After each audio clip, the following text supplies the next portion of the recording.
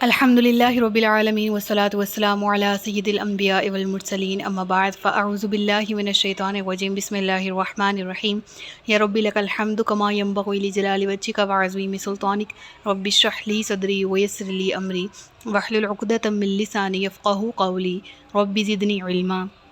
السلام علیکم ورحمۃ اللہ وبرکاتہ۔ پارہ نمبر 28 سورۃ المنافقون، اردو ترجمہ اور تفسیر۔ گزشتہ اسباق میں آیت نمبر 4 تک ہم نے پڑھ لیا تھا۔ آج کے سبق میں آیت نمبر 5 سے باقاعدہ آغاز کیا جا رہا ہے، جس میں اللہ رب العزت ارشاد فرماتا ہے وَإِذَا قِيلَ لَهُمْ تَعَالَوْا يَسْتَغْفِرْ لَكُمْ رَسُولُ اللَّهِ لَوَّوْا رُؤُوسَهُمْ وَرَأَيْتَهُمْ يَصُدُّونَ وَهُمْ مُسْتَكْبِرُونَ۔ اور جب ان سے کہا جاتا ہے کہ آؤ، یعنی اپنی غلطی مان لو تاکہ اللہ کے رسول تمہارے لیے استغفار کریں، تو لووا رؤوسہم، وہ اپنے سروں کو مٹکاتے ہیں۔ ہاں ٹھیک ہے، ہم آئیں گے، ہم ضرور آئیں گے۔ یہ ظاہر ہے کہ ان کے دلوں میں تو نبی اکرم صلی اللہ علیہ وسلم کے خلاف بغض اور عناد تو پیدا ہو ہی چکا تھا۔ تو ان حالات میں وہ کیسے آتے، منافقین کیسے اپنی غلطی تسلیم کرتے؟ کیونکہ پچھلی 4 آیات میں، جیسے کہ سورۃ المنافقون کے ابتدائی تعارفی لیکچرز میں ہم نے ان کی عادات، ان کے خصائص، ان کی متکبرانہ چال ڈھال انداز ان کو پڑھ لیا۔ تو پھر رب العالمین فرماتے ہیں جب انہیں پکارا جائے کہ آ جاؤ، اپنی غلطی مان لو، اللہ کے رسول تمہارے لیے استغفار اللہ تبارک و تعالیٰ سے کریں، تو آگے سے کیا کہتے ہیں؟ ہاں ہم ضرور آتے ہیں۔ لووا رؤوسہم وَرَأَيْتَهُمْ يَصُدُّونَ وَهُمْ مُسْتَكْبِرُونَ، حالانکہ آپ دیکھتے ہیں، آپ انہیں دیکھتے ہیں کہ وہ رک جاتے ہیں تکبر کرتے ہوئے، کیونکہ ان کے دلوں میں تکبر ہے، اس لیے وہ آپ صلی اللہ علیہ وسلم کے پاس آ کر معافی مانگنے کو اپنی حد تک سمجھتے ہیں۔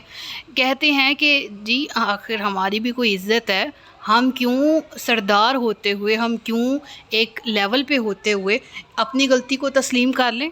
مجرموں کی طرح ہم کیوں اللہ کے نبی کے پاس جائیں؟ لہٰذا جب کہا جائے آؤ تو کہتے ہیں ہاں ہم آتے ہیں، لیکن اے نبی آپ دیکھتے ہیں کہ وہ رک جاتے ہیں تکبر کرتے ہوئے۔ اور ان کی اسی بد نصیبی کا ذکر اگلی آیت نمبر 6 میں ہوا، سواء علیہم استغفرت لہم ام لم تستغفر لہم لن یغفر اللہ لہم۔ اے نبی صلی اللہ علیہ وسلم، ان کے لیے برابر ہے کہ آپ ان کے لیے استغفار کریں یا ان کے لیے استغفار نہ کریں، اللہ ان کو ہرگز معاف نہیں کرے گا۔ اس سے ملتی جلتی آیت سورۃ التوبہ میں بھی موجود ہے۔ سورۃ توبہ کی آیت نمبر 80 میں ہے کہ استغفر لہم او لا تستغفر لہم ان تستغفر لہم 70 مرۃ فلن یغفر اللہ لہم، کہ اس آیت میں آتا ہے کہ اے نبی صلی اللہ علیہ وسلم، آپ خواہ ان کے لیے استغفار کریں یا ان کے لیے استغفار نہ کریں، اگر آپ 70 مرتبہ بھی ان کے لیے استغفار کریں گے تب بھی اللہ انہیں ہرگز معاف نہیں فرمائے گا۔ اتنی سخت آیات ان کے بارے میں نازل ہو چکی ہیں کہ اگر ان تستغفر لہم 70 مرۃ فلن یغفر اللہ لہم، اگر آپ 70 دفعہ بھی ان کے لیے توبہ استغفار کریں تو پھر بھی ان کو اللہ نہیں بخشے گا۔ ظاہر ہے کہ یہاں پر 70 کا عدد جو ہے وہ محاورے کے طور پر آیا، ٹھیک ہے۔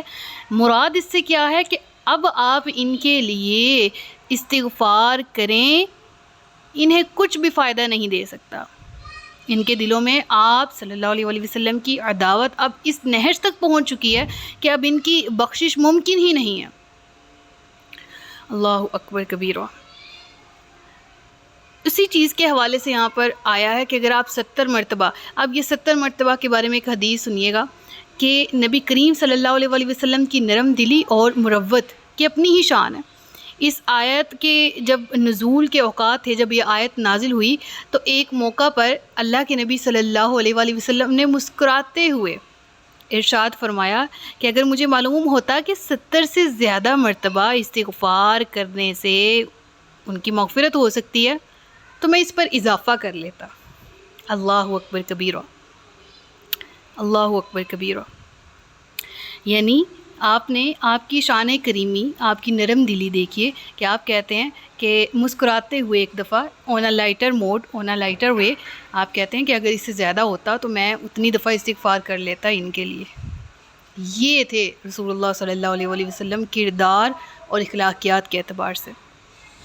اب جو اگلی آیات ہیں ان میں جو ہے ایک خاص واقعے کی طرف اشارہ کیا گیا ہے جس میں منافقین کا نفاق کھل کر سامنے آ گیا تھا۔ یہ واقعہ غزوہ بنی مستلق سے واپسی کے سفر میں پیش آیا کہ مریثہ نامی کنویں کے قریب جہاں لشکر کا پڑاؤ تھا تو دو مسلمانوں کا پانی بھرنے میں آپس میں جھگڑا ہو گیا۔ پانی بھر رہے تھے اس کنویں پر اور آپس میں اس معاملے میں جھگڑا ہو جاتا ہے۔ ان میں سے ایک جو تھا وہ انصار کا حلیف تھا، ٹھیک ہے، اور دوسرا حضرت عمر رضی اللہ تعالیٰ عنہ کا خادم تھا، یعنی ایک انصار تھا اور دوسرا مہاجر تھا، ٹھیک ہے۔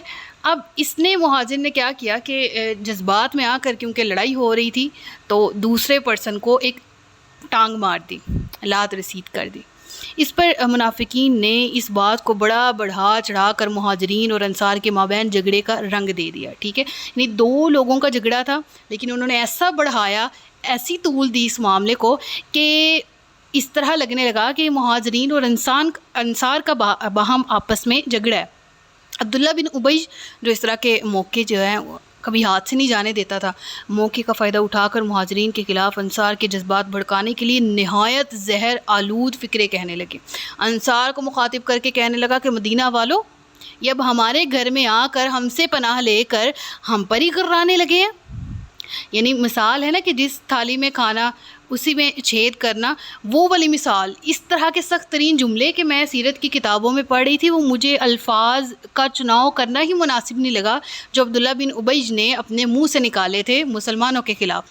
کہا کہ یہ منافقین نے جب کہا نا کہ یہ انصار جو ہمارے پاس آئے ہیں اور ہم نے ان کو پناہ دی اور یہ ہم ہی کو آنکھیں دکھا رہے ہیں، ٹھیک ہے، لہٰذا انہوں نے کہا کہ مکمل طور پر اس آگ کو پہلے ہوا دی اور بعد میں مہاجرین کے خلاف ایک پروپیگنڈا تیار کیا، ٹھیک ہے، اور طرح طرح کی باتیں کرنے لگا، ٹھیک ہے، اور انصار کو کہنے لگا کہ ساری غلطی تمہاری ہے، تم نے انہیں کھلایا، تم نے انہیں پلایا، تم نے اپنے کاروبار میں ان کی مدد کی، تم نے ان بے گھر لوگوں کو گھر دیے، سر چھپانے کی جگہ دی، اب یہ تمہاری بہت شدید غلطی ہے اور اس کا خمیازہ تمہیں بھگتنا پڑے گا۔ یعنی انصار کو کہتے ہیں تم نے ان مہاجرین کو جگہ کیوں دی یہاں پر؟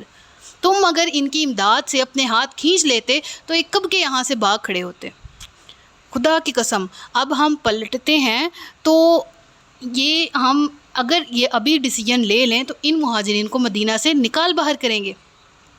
اب عبداللہ بن ابی جو ہے یہ بکواس جاری کیے ہوئے تھا، یہ اس کی زبان سے اس طرح کے پروپیگنڈا پر مشتمل الفاظ جاری تھے۔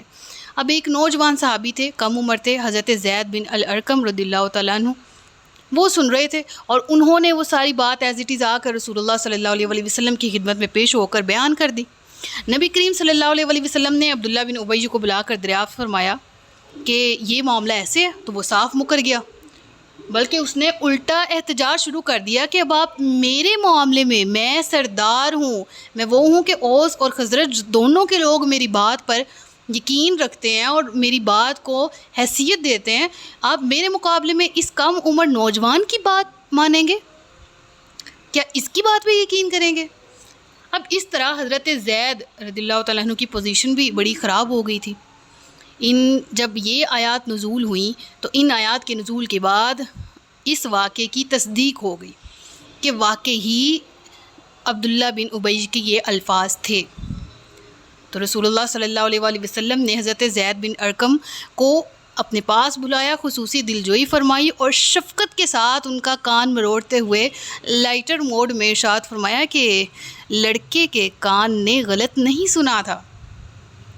اب اس واقعے سے یہ نقطہ ہمارے سامنے آتا ہے کہ عبداللہ بن ابی کا جرم ثابت ہو بھی گیا تھا، لیکن اس کے باوجود رسول اللہ صلی اللہ علیہ وآلہ وسلم نے ان کے خلاف کوئی اقدام نہیں کیا، اور اس کی وجہ یہی تھی کہ اس وقت جس طرح میں نے ابھی آپ کو بتایا کہ نہ مسلمان اس پوزیشن میں تھے کہ وہ فوری طور پر کوئی کارروائی کرتے، کیونکہ ابھی باہر کے دشمنوں سے نمٹنا تھا، مدینہ کے اندر جنگ افورڈ نہیں کر سکتے تھے، اور اسی طرح سے منافقین بھی جو ہیں وہ بھی مجبوراً اسلام کا لبادہ اوڑھے ہوئے تھے، کیونکہ ان کے پاس بھی جو ہے وہ اپنے ایکسکیوزز تھے جن کا ذکر میں نے آپ کو تعارفی سورہ کے لیکچر میں بتایا۔ اور خاص طور پر یہ کہ جو مدینہ کی ریاست ہے، ریاست مدینہ میں ہجرت کے دوسرے دن ہی قائم نہیں ہوگی، یہ تسلسل کے ساتھ سٹیپ بائی سٹیپ رسول اللہ آگے بڑھے تھے، یعنی اس وقت عملاً اسلامی ریاست قائم نہیں ہوئی تھی، ٹھیک ہے۔ اور مدینہ جو عام طور پر یہی سمجھا جاتا ہے کہ جب حضور صلی اللہ علیہ وسلم مدینہ تشریف لے گئے تو فوراً بعد ہی وہاں جو ہے وہ باقاعدہ اسلامی ریاست وجود میں آ گئی، اور نبی کریم صلی اللہ علیہ وسلم کو باقاعدہ ایک سربراہ ریاست اور سربراہ حکومت کی حیثیت حاصل ہو گئی تھی۔ ہمیں یہ سمجھ آتا ہے، لیکن اس طرح کے واقعات ہمیں یہ بتاتے ہیں کہ ابھی اس طرح سے جو ہے وہ ریاست کا قیام نہیں ہوا تھا۔ جیسے غزوہ احد ہے، اس وقت عبداللہ بن ابی جو ہے وہ 1000 کی تعداد تھی مسلمانوں کی، اس طرف 3000 تھے۔ اب ان 1000 میں سے 300 اپنے ساتھ لے گیا کہ ہم نہیں جنگ کرتے، تو ان سے ان 300 سے بھی کوئی مواخذہ نہیں ہوا تھا۔ رسول اللہ صلی اللہ علیہ وسلم نے کوئی مواخذہ نہیں کیا تھا۔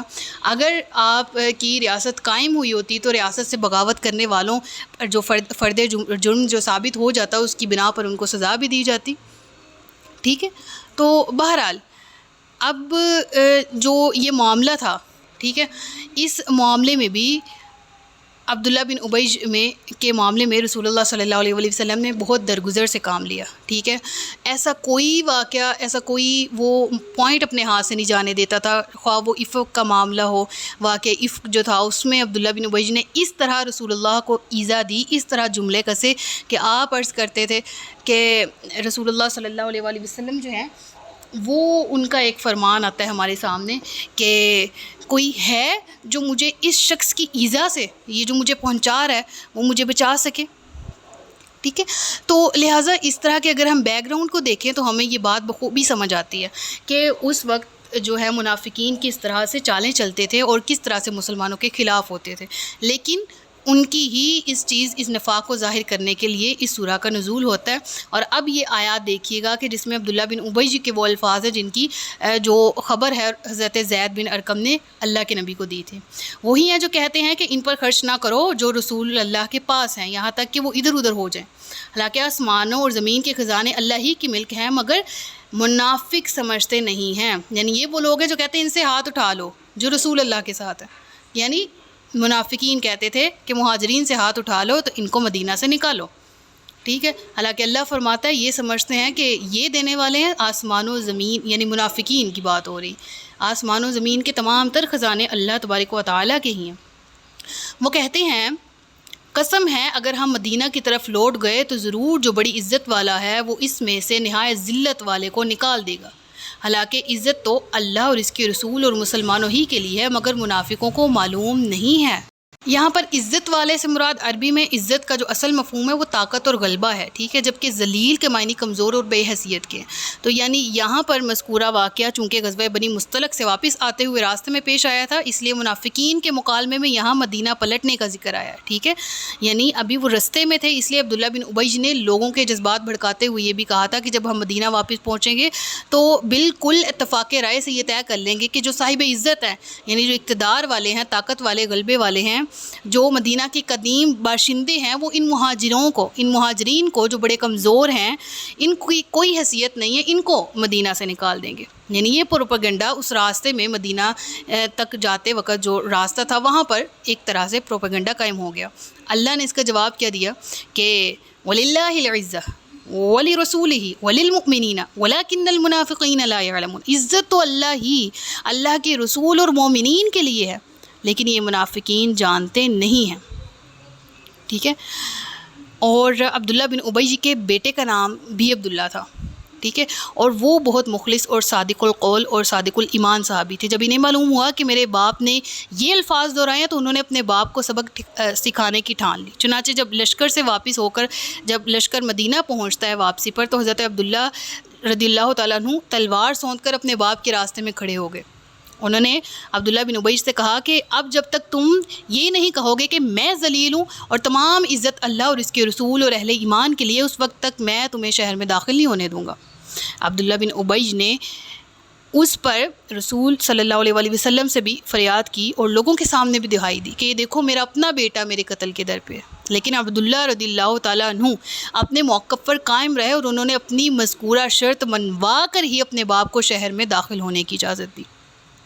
تو یہ 8 آیات جو ہیں وہ نفاق کے مراحل اور اس کی تشخیص اور پیش بینی کے بارے میں تھی، ٹھیک ہے۔ اور ان آیات کا خلاصہ یہی ہے کہ نفاق کی وجہ سے بالآخر انسان کے دل میں اللہ اور اس کے رسول صلی اللہ علیہ وآلہ وسلم اور اہل ایمان کے خلاف شدید دشمنی پیدا ہو جاتی ہے، اور یہ بیماری انسان کو ہلاکت و بربادی کے راستے پر وہاں پہنچا دیتی ہے جہاں اللہ کے رسول صلی اللہ علیہ وآلہ وسلم کا استغفار بھی ان کے کسی کام نہیں آ سکتا۔ استغفر اللہ العظیم۔ صدق اللہ العلی العظیم و صدق رسولہ النبی الکریم۔ سچ فرمایا اللہ نے جو عظمت والا ہے۔ اپنا بہت سا خیال رکھیے گا، مجھے دعا میں یاد رکھیے گا۔ تاجدار ختم نبوت زندہ باد، پاکستان پائندہ باد۔ السلام علیکم ورحمۃ اللہ وبرکاتہ۔